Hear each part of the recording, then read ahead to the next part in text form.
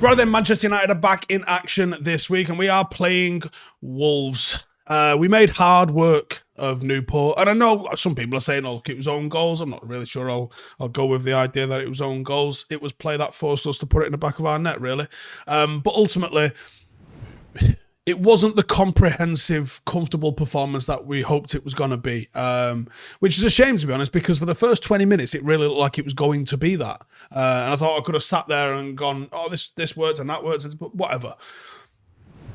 It's Wolves. It's back in Premier League action, and Wolves are in form. They have won 4 of their last 5 Premier League matches, drawing the other one. United have failed to score in 3 of our last 4 Premier League away matches. This don't look good, fellas. They've scored at least 2 goals in each of their 6 previous home games, and after 2-0 victory against West Brom at weekend, they're now unbeaten in 7 matches across all competitions, winning 5 of them. Wolves have lost just twice at home all season. That was Brighton and Liverpool, and they have beaten the likes of Chelsea, Tottenham, and Manchester City. And if you remember back to the first game of the season against them, they fucking boxed us up, boys. Like, they really went to town on us. And we were lucky. We were very lucky. Like, they made it a basketball game, and our midfield was wide open. And that's one thing that I'm hoping is going to be different in this game, and that'll be down to personnel purely. Now, at Wolves, O'Neill has utilised a 4-4-2 with a heavy emphasis on central combinations and transitions. But unlike his time at Bournemouth, attacking players in the number 10 spaces have been a really important element. There's been more focus on the inside channels, and you'll see them line up in a 3-4-3 or sometimes a 3-4-2-1 sort of shape. One of Wolves' attacking strengths has been the versatility of the narrow trio, and the central spaces and the inside channels, they're combining fantastic, and that's the rotations between Cunha, Hichan, Neto, Sarabia, and they really start to disrupt the opposition back line. They've often created from a central position, which is, it's not unique, but it's not the norm in the way they do it in the final third. And they do it with quick interplay and third-man runs, something Manchester United would have to Google, I think, at the moment, because we really don't move like that off the ball. They've been a massive threat on transition. If you remember the game at Old Trafford, that was a big one. And when, you know, if they're not facing a low block or a real compact back line, they can really run up ahead of steam. And I expect that it'll go very similar to that against United. Their attacking players offer a real dribbling threat, and they've got players that have got the ability to just destroy you 1v1. And that's just not necessarily like standing up a fullback and going past them, but the likes of Cunha and Neto, they will steam through the centre of a pitch, and they're in the top 15 of the league for dribbles after 20 games. Hwang also has a dribbling threat as well, which allows Wolves to counter-attack through carries. And if you notice, that was how they was hurting us in the game at Old Trafford. Against low blocks, the dribbles don't necessarily go away. They just go to different places on the pitch.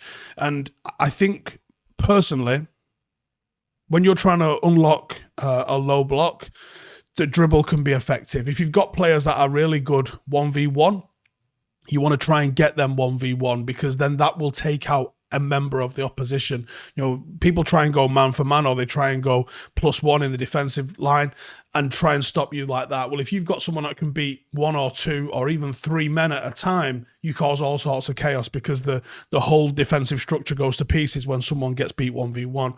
And that's what these guys like to do. These dribbles really start drawing opponents towards the ball, which means that other areas of the pitch have got space, and that looks for, you know, inside channel cutbacks or flashes across to the penalty spot.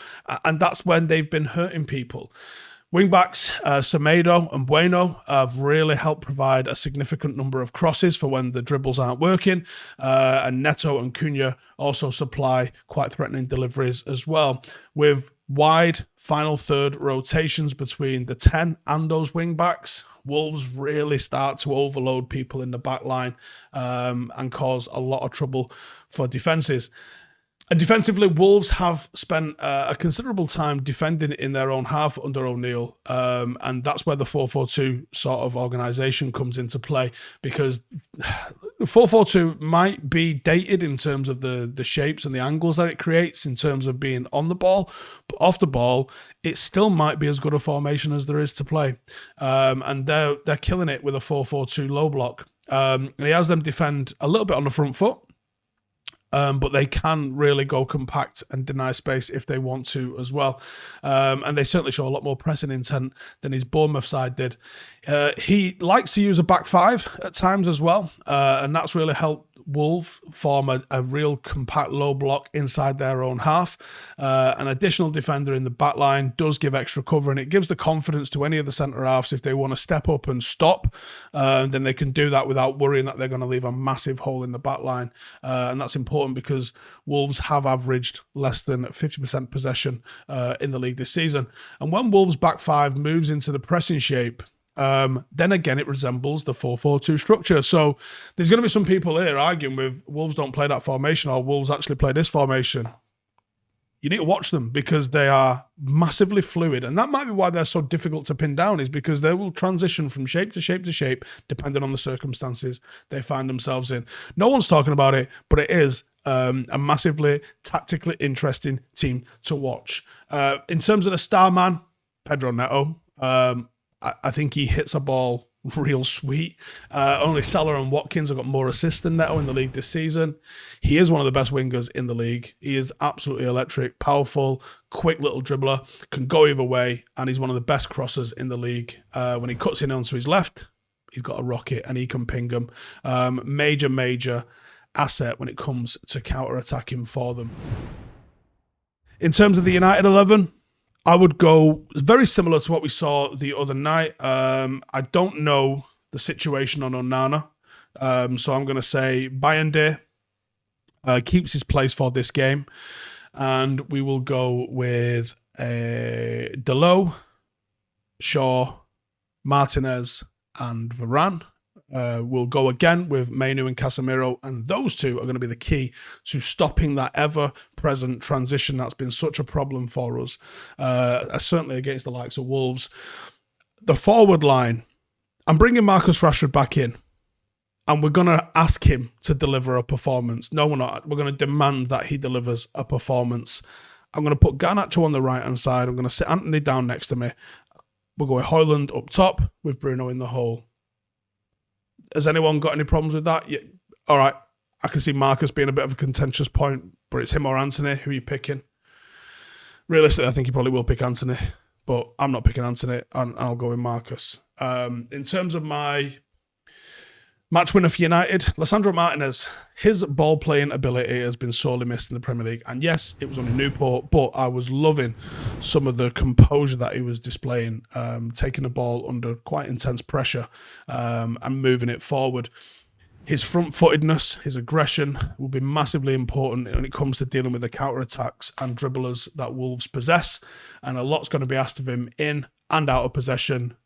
He needs to be man of the match for Manchester United. In fact, I hope he's not, because I hope somebody else goes and wins man of the match, because if it does, we definitely won the game. If he's man of the match, it might have been iffy, but he needs to be on top form to make sure that everybody else is able to do their job. And as always, this is brought to you by our friends at Parimatch, and I have got another exclusive bet you can't get anywhere else. Here's what I'm going for. Rasmus Højlund to score a goal. Wild, I know. Matthias Cunha for a single shot on target. Both teams to score, and I'm going to go for over 9.5 corners, and that's been boosted from 6-1 to 7-1. And if you fancy getting involved on that, just click the link in the description. And as always, prices are subject to change. You've got to be 18 plus to participate. And football, United, life, the Premier League is completely unpredictable. So a bit of fun to enhance the enjoyment of the game, and obviously no promise of winning. For more help or information, please check out begambleaware.org. And again, exclusive to myself and Parimatch, check the link in the description. So how do we beat these? First and foremost, physicality. The being out physicaled, is that even a word? Well, it is, because that's how it felt. Being out physicaled in a home fixture, we were very lucky to escape with the win. They are a strong, powerful side that we have struggled against already this season. Let's not see it again. Can we survive set plays? We have been horrific on set plays of late. And then as we've already sort of touched on, transitions. We've got to transition so much better. When we win it, transition better. And that's why Marcus is in the team. And when they win it, lock it down. And that's why Casemiro and Mainu are in the team, because the central areas were just an absolute hole the last time we played them, and that cannot be allowed to happen again. Shore up the centre of the pitch, and we might have a fighting chance at this. But that's my predictions. Let me know yours in the comments below. Can we win this? Do you agree with selecting Marcus Rashford? He's missed a game. He's been punished.